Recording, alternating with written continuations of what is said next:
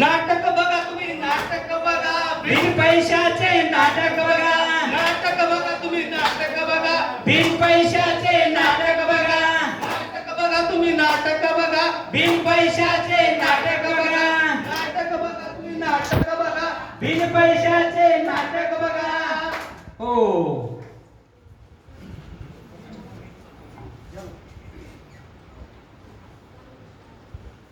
अहो, राजूची आई थांबा थांबा. कुठे निघाल्या? मी आता बाजारात जाऊन येते जरा. भाजीपाला खरेदी करते. बरेच घाईत दिसताय तुम्ही. हो. आता भाजीपाला तर मला आणावाच लागेल ना. बरं, तुमच्या रानात तुम्ही शाळेत घ्यायला जाओ. हे काय आत्ताच बाजाराची शाळेत गेलेलं आहे. काय झालं? माहित नाही का? मला काय माहिती? हो, आपल्या गावामध्ये टोळी फिरायली म्हणा. असं का? तुम्हाला कोणी सांगितलं? अहो, ती लेकरं घेऊन यायली म्हणा. आपल्याला फोनात आलाय आमच्या. सगळ्याच्या फोनात आलाय म्हणा. आता ते फोन कधी पाहणार? फोन तर लेकरांच्या हातात असतो. सतत उठले की गेम पाहत राहतात. आणि कधी पाहणार आपण फोनामध्ये? बाई, मी तर माझ्या पाठवणार नाही. आमच्या दोन्ही आता मी तर लेकरांना पाठवलेलं आहे, तर मी काय करू? जोपर्यंत टोळी जाणार नाही तोपर्यंत मी तर पाठवणारच नाही बाई माझ्या लेकरांना. अरे मित्रांनो, हे पहा, हे काय बघा एवढा मेसेज आला इथं मला. हे पहा, हे पहा, हे मेसेज आलेला आहे आपल्याला. हे गावामध्ये लहान बालकाला पळवून नेण्याचे एक टोळे आलेले आहेत म्हणे, असा मेसेज मला माझ्या मोबाईलवर आला. हो, आत्ताच आला. माझ्या मित्रांनी पाठवला मला.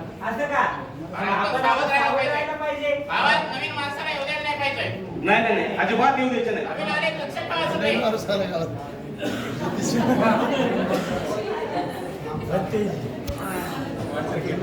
अरे आपण जो मेसेज पाहिला, तो मेसेज पाहिल्याच्या नंतर आपण सर्वांनी एकत्र येऊन आपण अगोदर विचार करायला पाहिजे की आपल्या गावामध्ये जर असा एखादा नवीन व्यक्ती आला तर आपण काय केलं पाहिजे? पकडलं पाहिजे. पकडणार तर आहोत,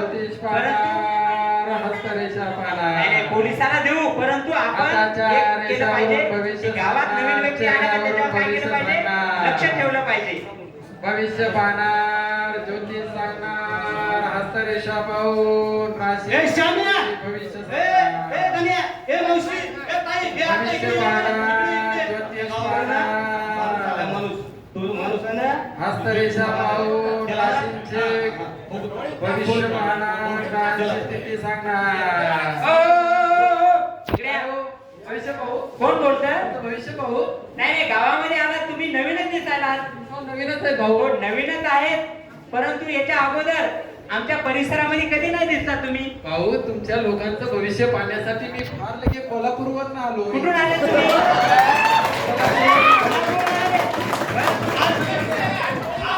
भाऊ, मी कोल्हापूरचा आहो. अरे तू कोल्हापूर जाशील आहे तर सांगली जाशील, आम्हाला घेणे देत नाही. पण भर दुपार तू इथे कशाला आला रे? भविष्य पाहायला तुझं काय लक्ष आहे? बरोबर आहे, तू भविष्य पाहतो. भविष्य पाहणाऱ्याची वेळ काय दुपारचे काय? भर ऊन 3 वाजलेले आहेत, भर उन्हाचा पाला झालेला आहे. गावामध्ये भविष्य पाहिला. अरे गावात 3 वाजता कोणी राहतं का? अरे याचं अरे सर्वजण शाळेत गेले. टोळीवाले पकडायला पाहिजे. हाणा, हाणा, एवढा हाणा, अरे थांबा. कशाला मारताय या माणसाला? याला मारताय या माणसाला तुम्ही? यांनी जे वेश केलं यांनी जो वेश केलेला आहे, हा म्हणतो की आम्ही भविष्य पाहणारे आहोत, परंतु हा भर दुपारी आला. दुपारच्या वेळेला गावामध्ये कोणीच नसतं, सर्वजण शेताला गेलेले असतात. हे भविष्य काय जनावरांचं पाहणार आहे का? बरं, दुपारी आला काय झालं? नाही, दुपारी म्हणजे गावात कोणी नसतं ना. या माझ्या मित्राला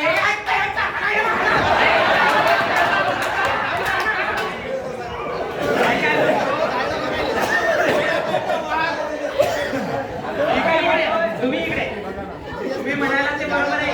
यांनी ज्यावेळेस आले, हा साधूच्या वेशात आहे, मान्य आहे, परंतु सकाळी इथे सुधाकरला मेसेज आला. सुधाकर इकडे येतो. तुला सकाळी काय मेसेज आला सांग बरं. दाखव काय मेसेज. गावामध्ये लहान बालकाला पळवून नेणाऱ्या टोळ्या आलेत असं मला मेसेज आला. बरं, काय मेसेजची तुम्ही काय खात्री केली अरे का? मला पण मेसेज आला, तो व्हिडिओ आला, व्हिडिओ. कुठं काही पोलिसात तक्रार आली? किडनॅप काढून राहिले मला, किडनॅप. पोलिसात तक्रार आली? काय करायचं? किडनॅप केल्यावर कुठं पेपरमध्ये छापून आलं? पेपरमध्ये छापून आलं? मोबाईल मध्ये आलेलं काही खोटं आहे काय? मोबाईल मध्ये आलेलं सगळं खरंच असतंय का? मला तर प्रिंटर पाठवा.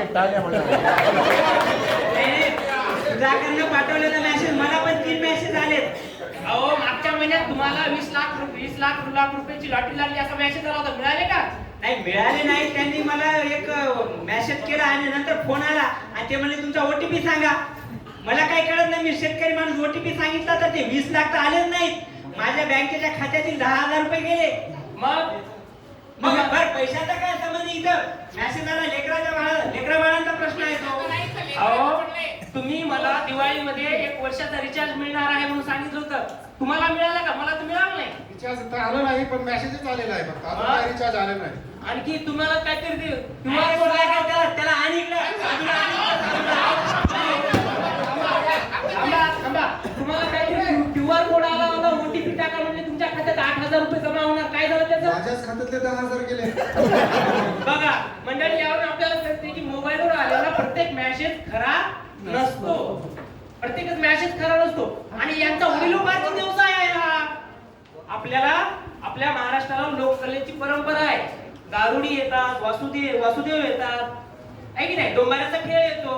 प्रत्येकाकडे आपण शंकेच्या नजरेने पाहिल्यावर या बिचाऱ्यांनी पोट कसं भरायचं, आहे की नाही? पण असे मेसेज सतत येतात, मग लोकांच्या मनामध्ये भीती निर्माण होती ना. अहो अशाच भीतीपोटी राईनपाडा, धुळे, साक्री तालुक्यातला राईनपाडा, तिथं 5 भिक्षुक उतरले होते.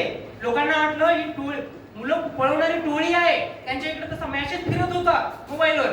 त्यांनी त्या 5ही जणाला ठेचून मारलं. रामेश्वर हाण रे, त्याला काय